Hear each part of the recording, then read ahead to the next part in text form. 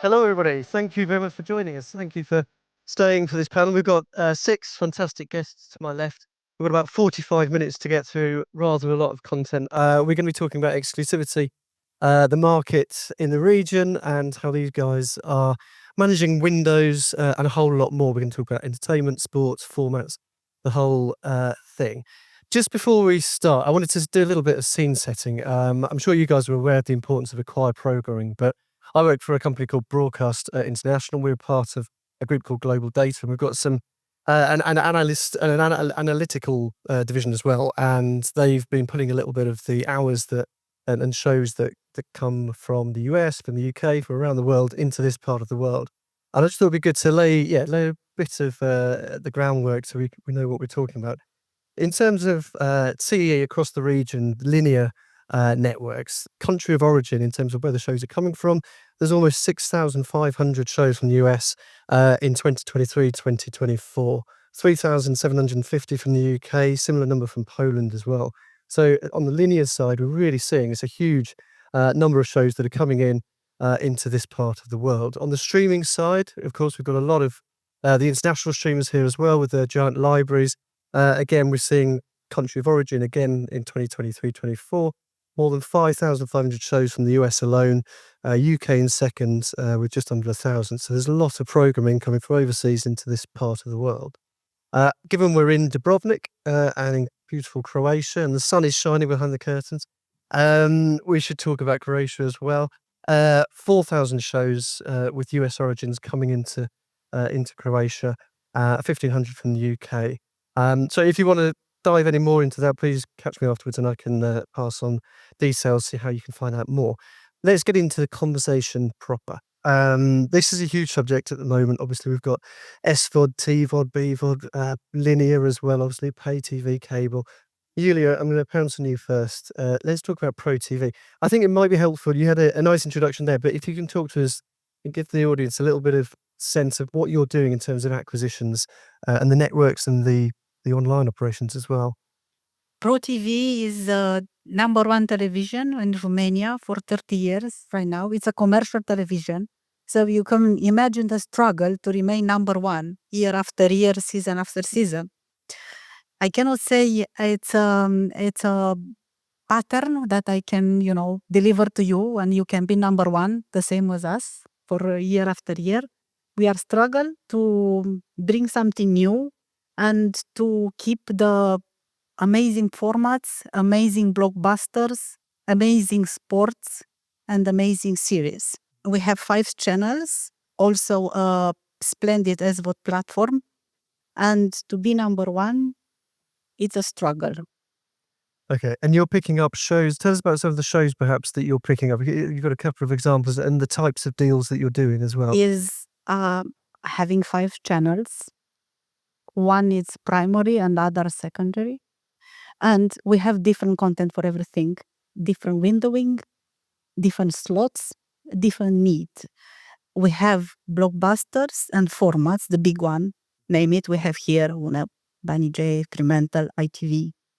We have movies from Warner, from Disney, from Lionsgate, from MGM. So we have everything. And we are producing local content. We are localizing stuff in order to offer the premium content and that content which will bring the audience first to us. So localizing in Romania is very important. Everything that we take, and it's for us important to have exclusive that we produce. Everything that we take from the fine distributor formats are exclusive, but we have to mix it with other content also. And for that, we either take it exclusively or not, but it really depends on what we have and what is there as a slot, as a channel. Yeah, and how much it costs, I'm guessing as well, for that exclusive window. It's a commercial television. We have to be, yes. We will get into the money conversation in a little bit. I'm going to throw you down to the far end. Daniela, at HTV1 and HTV2, You guys have got a slightly different remit. Tell us the kind of shows that you're picking up, because I mean you're doing sports as well as entertainment. Yeah, thanks for mentioning sports. I thought I will forget about it. Well, we are public broadcaster, we are national broadcaster, we have linear channels, 4 linear channels, and I'm in charge of first 2 ones. And we have everything. We have lots of sports on a second channel. We buy big formats like Voice, Strictly Come Dancing, etc. We recently bought a format Scum, which is a fiction drama series for young adults from Norway. So there are different stuff that we have, but I would say that our strength lies in documentaries, and documentaries are quite distinctive content that Croatian television has, especially on a second channel. And though we do these big contracts with American distributors for movies, we lean on European production when it comes to a drama series.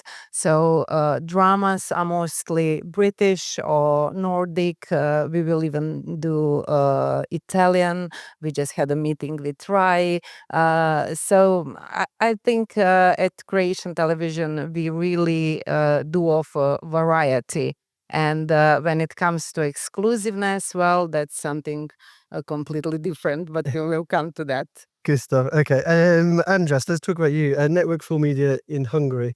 Again, sports is an important part of your business, but talk to us about the exclusivity element as well. Yes, we are present in the Czech Republic and Slovakia, but our main market is Hungary. Yeah. In Hungary, we have a 11-channel portfolio.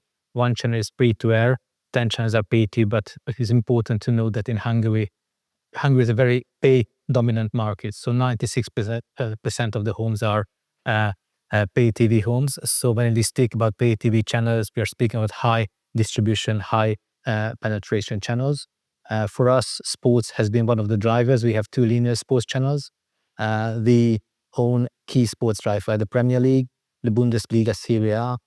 We are almost everything apart from Formula 1 in motorsports, MotoGP, Superbike, NASCAR, IndyCar, and we are the rights holder for all countries of the NFL, which has been a great success in our territory. And we also have a streaming platform, a pay streaming platform that is available and offering currently only sports, but we are going to expand it and offer entertainment content through a streaming platform as well. It is available on a B2B2C basis to the two key cable operators, but we also sell it directly on a B2C basis to our subscribers. Good stuff. Okay, so yeah, lots to unpack there later as well. Who should we go to next? Let's go to Faye.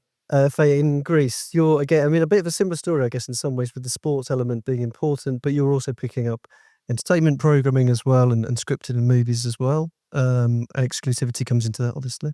Yeah, true. So, well, in Greece, we are basically the market leader.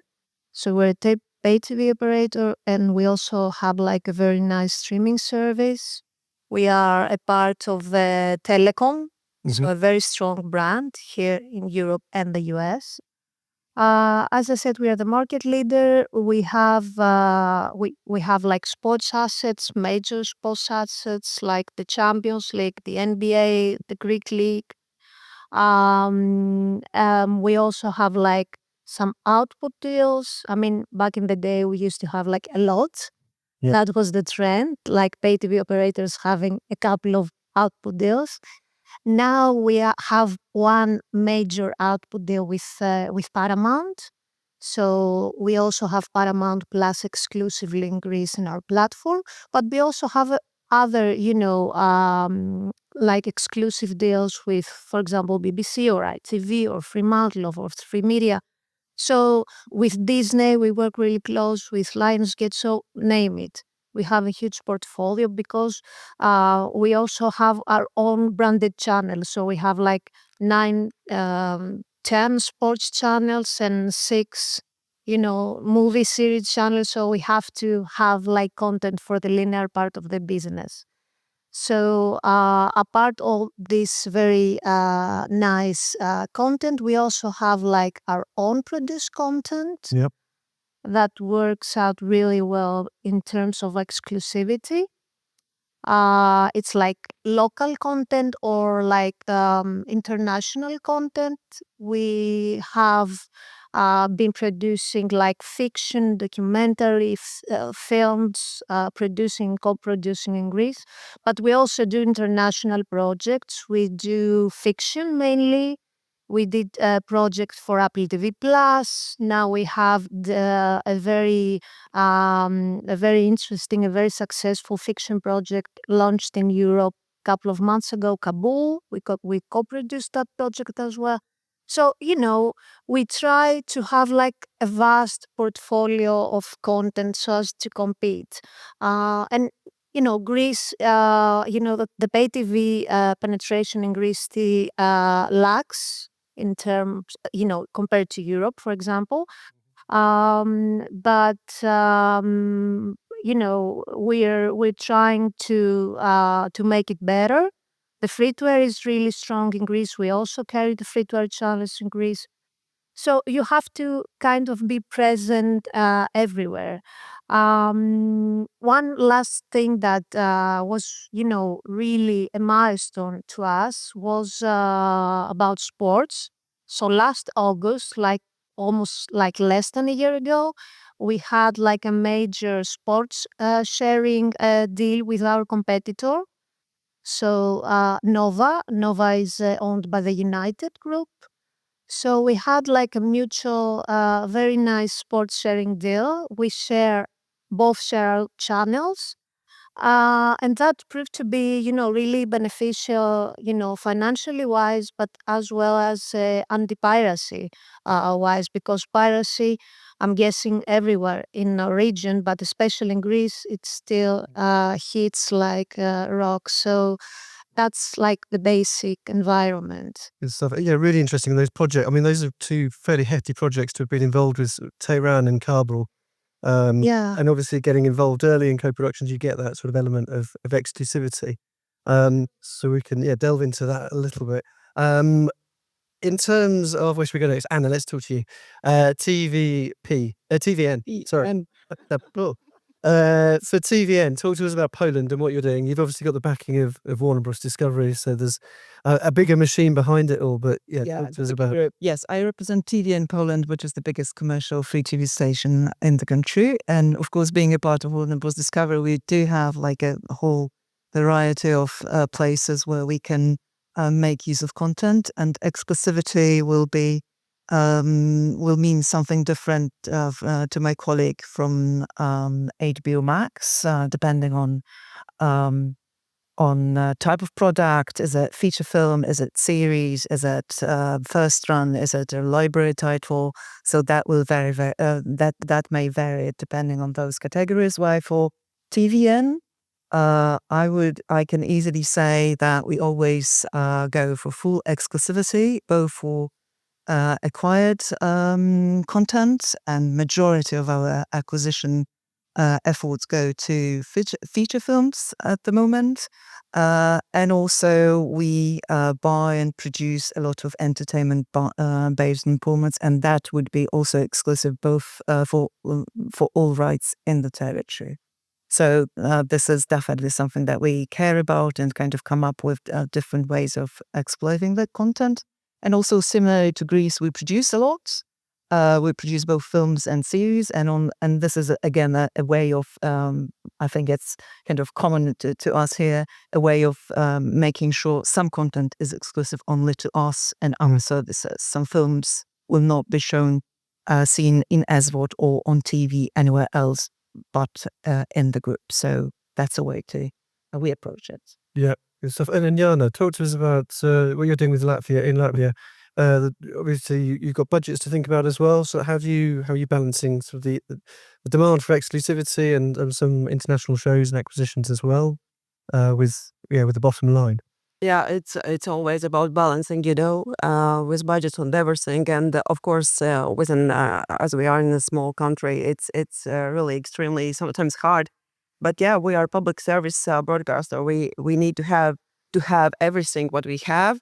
So it's sports, animation, feature film series, and so on and so on. And for the both linear channels, the first one is most watched TV channel for the last years, and it's so exciting to be at the first place. And also we have like VOD platform, but it's not so big, and we are just expanding and developing it. But as we talked before, actually there's no nightmare, because you have strategy, you have like particular scheme how you are working, and sometimes the main battle of the windowing is within the local production. So it means not so much with European products like feature film series and so on, but really like with original production inside of Latvia, because the market is small and everyone wants bigger share or pie of the same product. So then we are really like change our strategy, and depends how much we want this, this exactly project, is it series or whatever. So, and then it comes always together with the budget. Yeah. Always, it's Okay. the balancing. Yeah.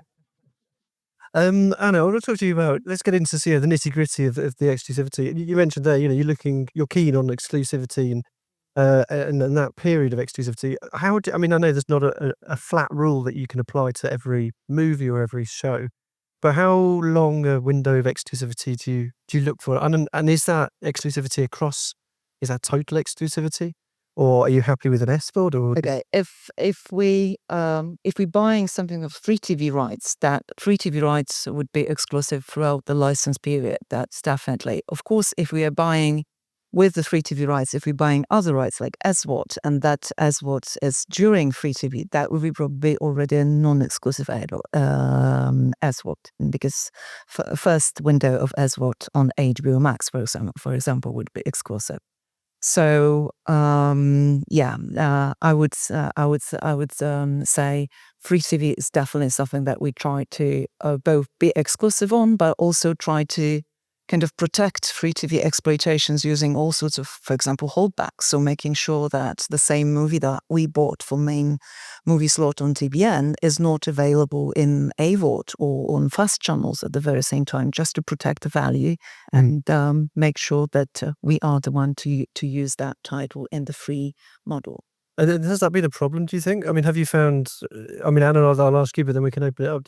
Have you found that, some of your acquisitions you might have picked up on one certain window and then suddenly found it appearing in another window on another platform? Is that something that occurs, do you think? No, I mean, I don't think kind of sticking to the rule that if we try to protect, especially the free space, we definitely are able to do that. And also it makes sense for any distributor to do that in order to demand or try to get the money the distributors want to achieve in their contract. So that in a way makes sense. So no, we don't have that problem with, for example, fast or AVOD channels so far, at least. But yes, we all battle for the same kind of audience in terms of interest and time spent. So of course, for us, it would be also some sort of competition. Availability of many titles on many SVOD platforms. Of course, that also impacts how some programming is watched on free TV. And for example, it's a definitely easier viewer experience to see a movie on SVOD rather than on commercial free TV. So we see impact of even paid services on free TV business, but again, we're coming back to the budget discussion that we cannot block everything because it just would cost too much. Cost too much, yeah, completely. Iulia, let's talk about you guys and Romania. How important is the exclusivity for you? I mean, again, you can't get exclusivity on every platform, every show you pick up.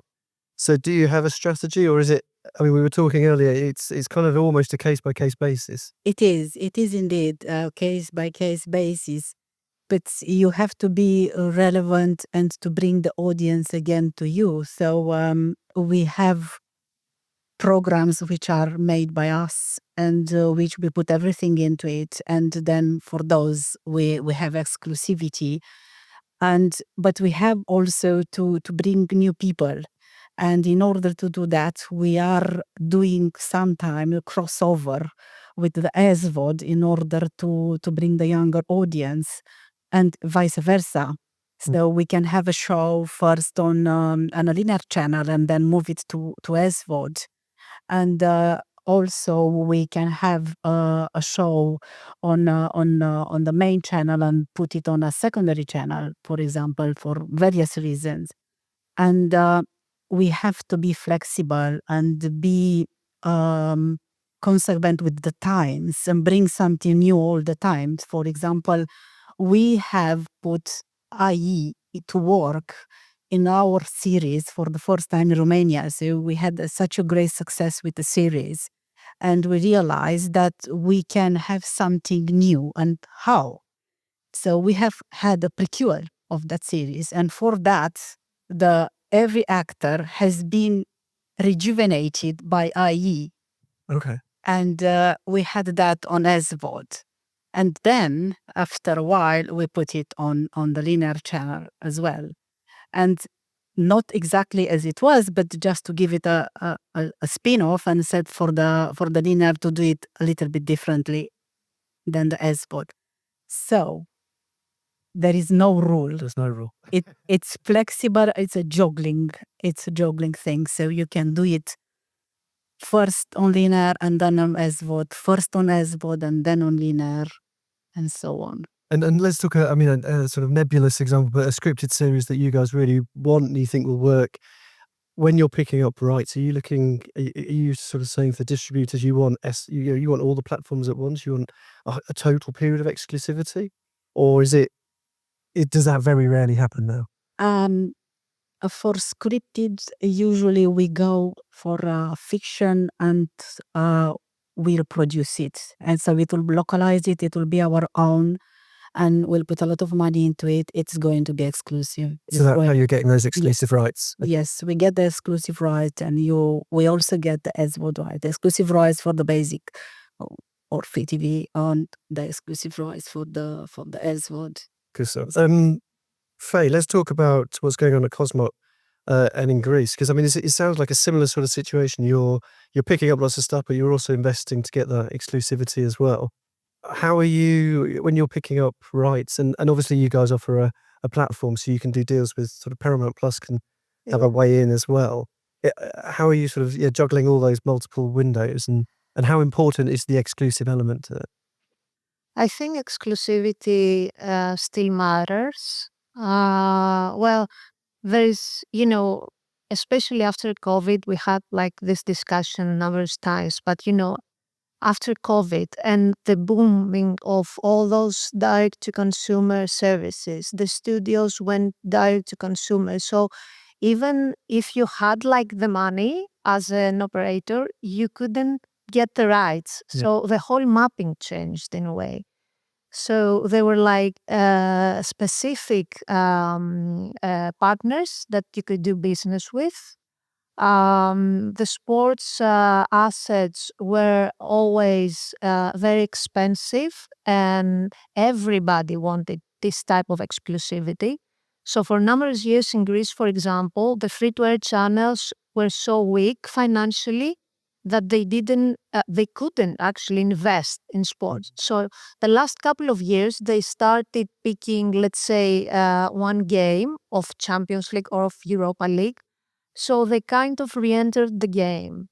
That really means that, sports content exclusivity still matters. So we have that on the one hand. On the other hand, we have the direct-to-consumer services like Disney Plus, like Netflix, like Prime we have in Greece, that they try to, attract the audiences, but they don't really have this, apart from Netflix, that it is very, very strong in Greece, they don't have this, I don't really think that they kind of read the market that well, because Netflix, they were like quite clever and they acquired local content. Yeah. So they kind of offered a local exclusivity to the audiences, even to the audiences like younger audiences that did not watch free to air, for example, or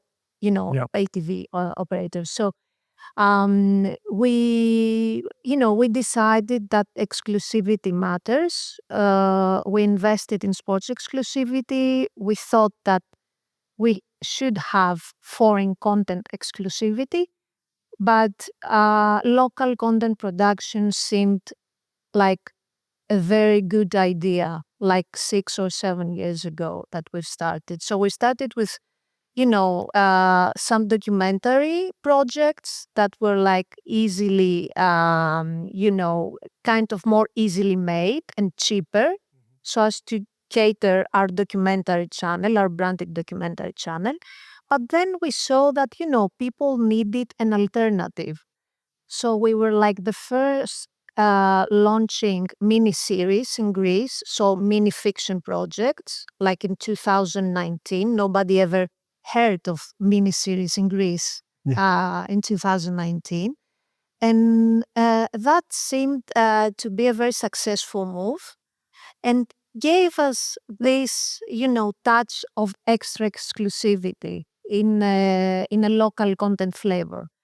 And that combined with those aforementioned projects, like some international pan-European or, global-like projects, we thought that, it's not cheap, obviously, but this can also be a differentiator in terms of exclusivity. You cannot have everything. It's crazy expensive. But, in order to survive, especially as a pay TV operator and a streaming service that is not an aggregator only, because we're not a typical aggregator. We have a commercial partnership with Netflix, for example, and maybe we will have another one in the future with another DTC partner. But, we still need our content to be there for our subscribers. The subscribers need it.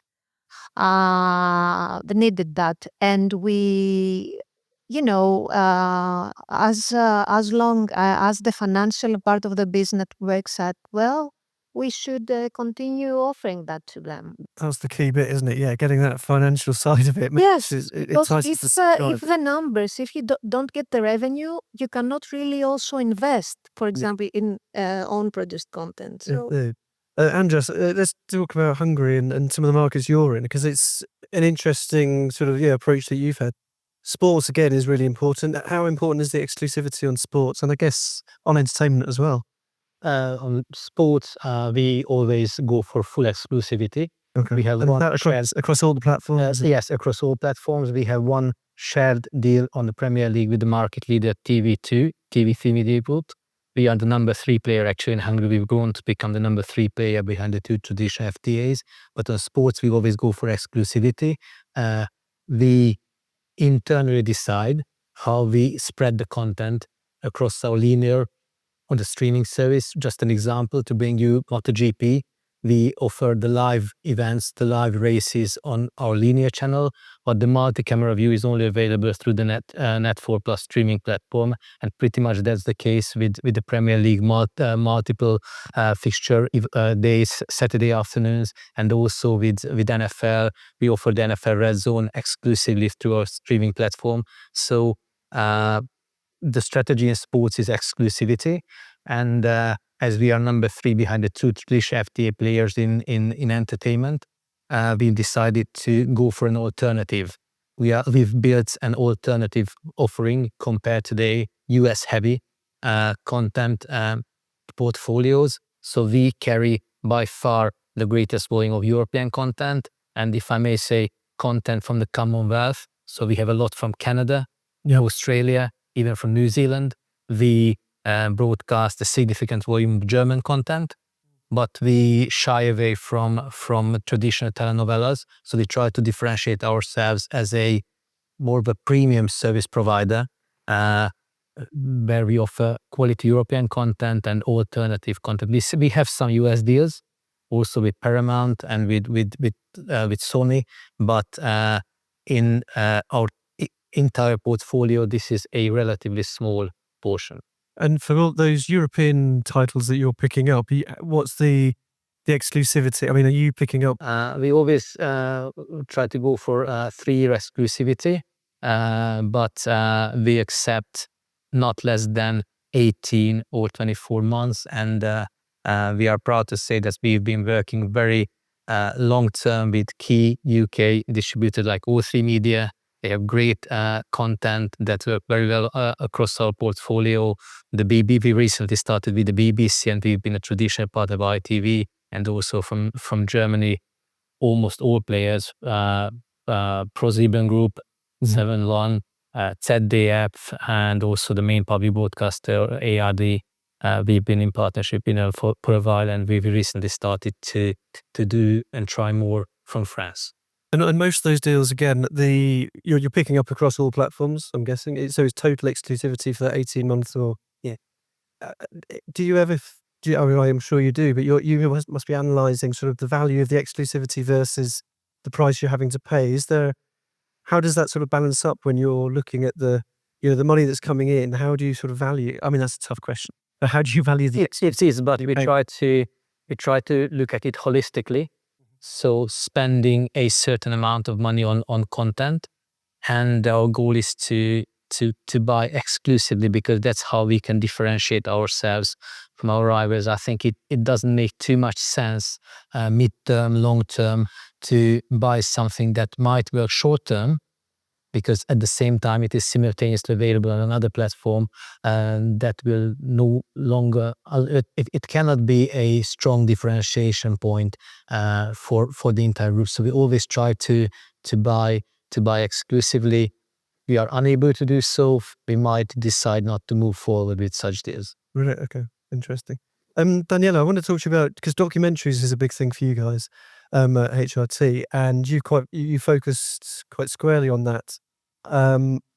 Tell us why you focused. I mean, documentaries was perhaps an area that was underserved to the audience, so provided an opportunity for you guys. You've been looking to move into that, and again, sort of the exclusivity, I guess, similarly to what we're hearing, is a way to differentiate your service. Yeah, I was just thinking as I was listening to all of you, how we are all chasing the same titles in a way. And not so long ago, I would say that there is really clear differentiation between linear audiences and viewers that take their content, consume their content on VOD. But it seems to me that even big streamers are finding out that people who like to watch television as VOD would go for relaxing content, and it doesn't have to be adrenaline driven. Look at Gilmore Girls, how big, how huge they are on Netflix right now. They're bigger than they were when they were aired for the first time. So this is interesting how in a way commercial broadcaster is doing the same thing as a public one.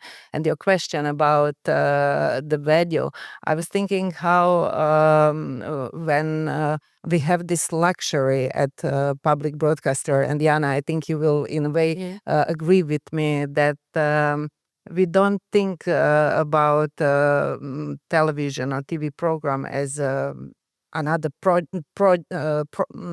thing on the shelf, product that you will just buy. I mean, we shape our society, we shape what matters to people. So this social impact is quite important, and that's what takes us to documentaries. So this is why we would like to watch this, to broadcast this high quality documentaries, and the same with drama series. Because, after the fall of socialism in our countries, all our agencies that were taking care of medium landscape took such a care of freedom of journalism, and in a way we forgot to take care about this huge area of entertainment, and we are stuck with some narratives that will always put old male figure in a center of the story. So this is something that we believe we can change a bit, especially if we continue to support each other in Europe and support European production. I mean, if you think about BBC and ITV, we just met two extremely young people from BBC and ITV today, and all the innovations they brought to a media world with reality shows, with the dramas, with everything. This is something that we should cherish, because if we don't do it, we will be overtaken by programs that maybe are not. So now it's hard to find a good word. Yeah.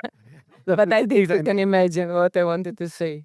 That's fine. But I mean, Jana, I guess, yeah, it's a similar sort of conundrum for you guys. You're investing locally to get that exclusivity, and because the local dramas work. And I guess it's mainly local drama. Is it mainly local fictions that you're investing in, or are you investing across genres?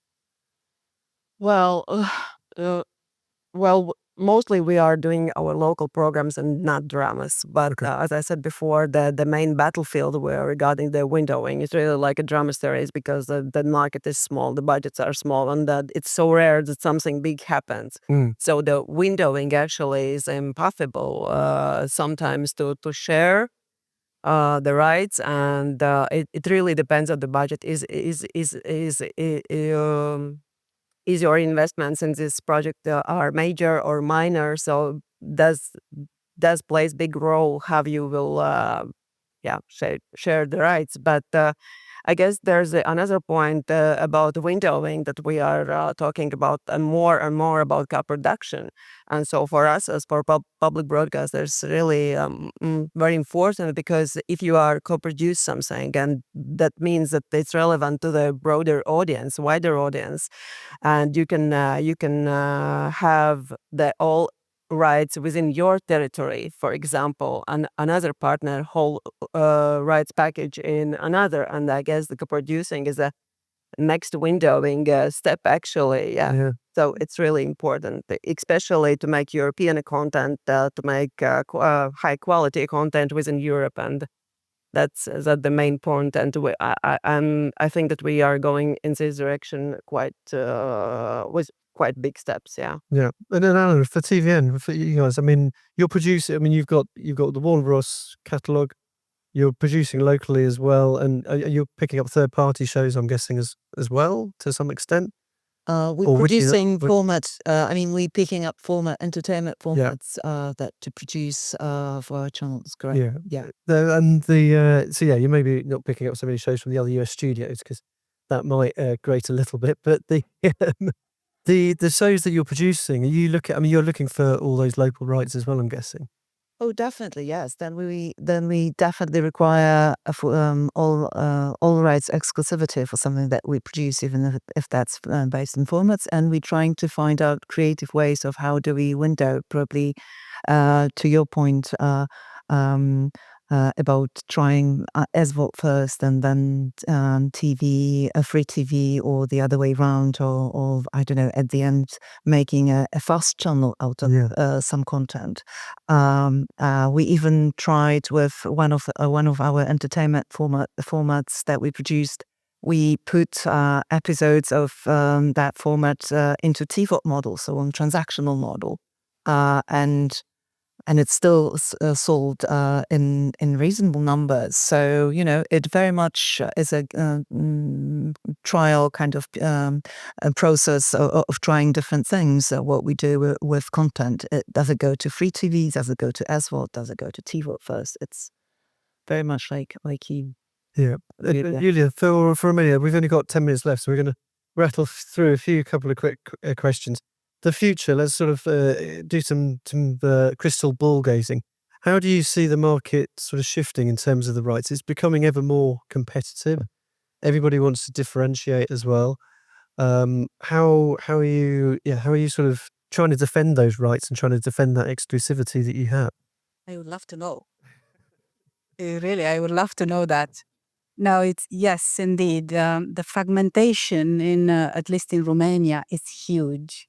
I mean, we are there along with at least 100 of Romanian sort of relevant content, and then we keep being number one. We don't know how. But yes, we try to stay connected. We try to move between things. We try to be innovative and creative and never said no to anything. And it's an opportunity to have as many players in the territory. It's an opportunity to have those platforms there. We don't think that we are sort of competing. We think we are better because the competition is making us better. They are strong. So we have to be stronger. I don't know how, but we definitely have to try doing it, try to be creative, try to find ways and never say no. Yeah, fair enough. And Faye, for you, what's the sort of you talked about the co-exclusive sports deal, Yeah. and that's kind of worked out. It seems to have worked out quite well commercially, and in terms of on all fronts. Is there a world in which it can work in in output deals or over? Is there? Well, I think that we will definitely need a kind of exclusivity. For example, sports, it is an area that, pay TV traditionally operates in terms of like exclusivity. I think that in our territory, the key is local content. Mm. So the streamers, the big streamers, they haven't really invested in local content. As I mentioned, apart from Netflix that basically acquired ready-made content from the free-to-air channels, nobody really has invested in local content. So we see that as an opportunity for us in the market, whether it would be us only or like partner co-producing with a free-to-air channel in the future, you never know. Nobody would have thought that we would work with our competitor in sports. So I think that we should be open to partnerships in general. And use the localization as a differentiator, because even for streamers it is still very expensive to localize everywhere. So especially in our markets, okay, Poland is an exception, for example, but like smaller markets, I really do think that local content is key and can really work as a differentiator and as an exclusivity. So yeah, I think that that would be like the near future strategy for us. Good stuff. And then Jana, in Latvia, it sounds like sort of local productions is one way to combat it. Are you looking, in the I don't know, next 18 months or so, are you looking to increase acquisitions or decrease acquisitions? And is those exclusivity conversations when you're sat out on the terrace and the distributors are trying to woo you with a glass of wine or something, how do you push back against that? Well, how to answer to that? I guess it's not about increasing the amount of acquisitions, but as I said, the local production is like the key, and it's very important for us. But definitely, we are looking to wider range of rights for us, as we are television. Firstly, it's always obvious that the windowing. We are like on a second place, second window. The first is SVOD, then it comes television with catch-up rights and so on. So it changes. So our VOD, free VOD, FPOT becomes bigger and bigger. So it means, and if you are taking the rights, free VOD rights and television rights and whatever, they're nothing left there in the Yeah. small territory, you know. So it's about exclusivity, and so it's again about titles, about definite titles. As I said, even if it's limited to television or on the catch-up rights, some of the acquisition titles has become as part of our brand. Yeah. So we have to fight for that. Yeah, keep hold of those ones. Yeah.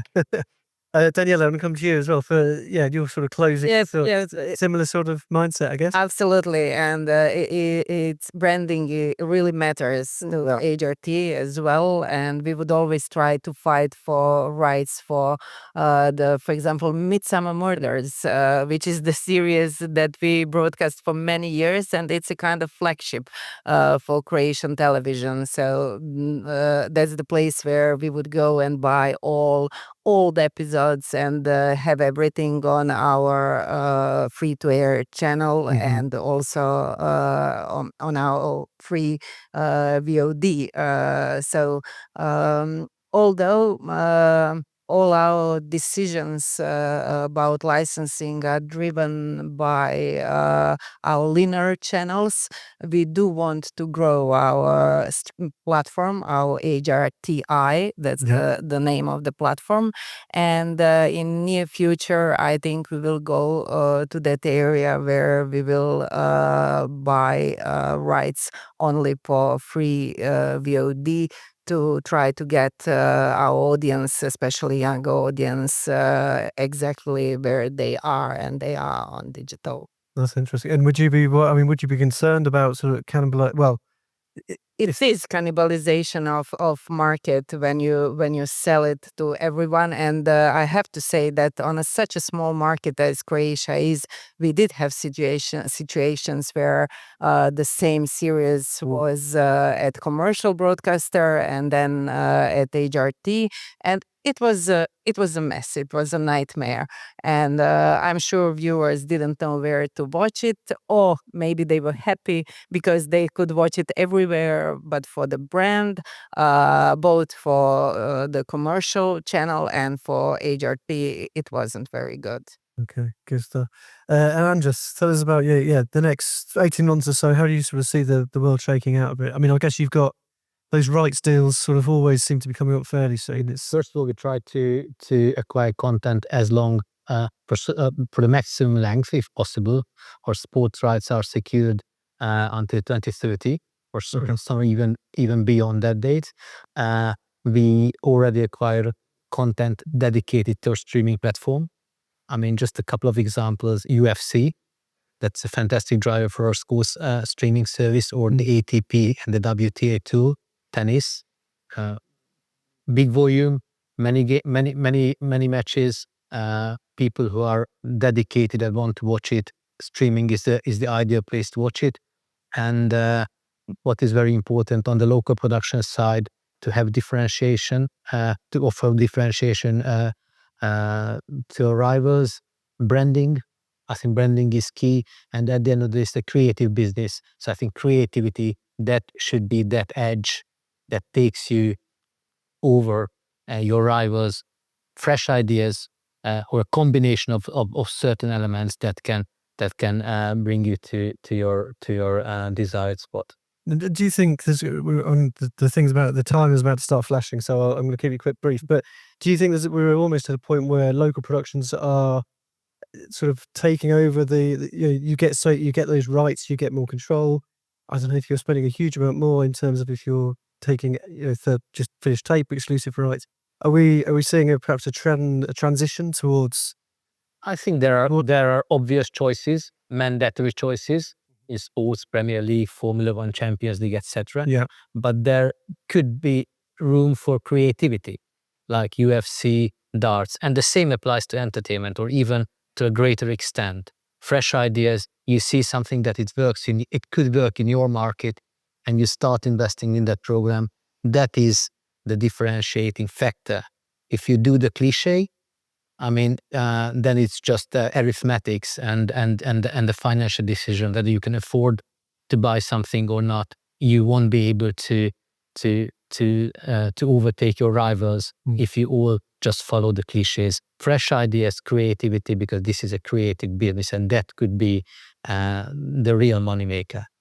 Good stuff. And Anna, then we'll give you the closing word. For Poland, you're probably the biggest market here, I guess. Is there a world? I mean, we saw in Spain, some co-exclusive with Prime Video sharing rights with RTV, I think it was, for dramas. Is there a world in which Poland could support that sort of deal, do you think? I think when it comes to exclusivity, none of the big players would give up, exclusivity on free TV. That's definitely on acquired content. On local production, I would think, especially on library content, there is so much content being produced and that has already been produced, that more and more I would imagine all sorts of partnerships. So looking for new audiences, even kind of selling to platforms that has already happened. That content has been sold to platforms that basically were regarded as competition, and found our audience there, and the interest was so big that a free TV channel would reconsider and commission another season after success on another platform. So I think that sort of unusual partnership or influences from one word to another, from one field of exploitation to another, will happen more and more. That's what I'm seeing, at least, already happening. Good stuff. Excellent, Wilson. Yeah, excellent insights. Lovely to have all 6 of you on the panel. Thank you very much to all of you. Put your hands together for the panel, folks. Thank you.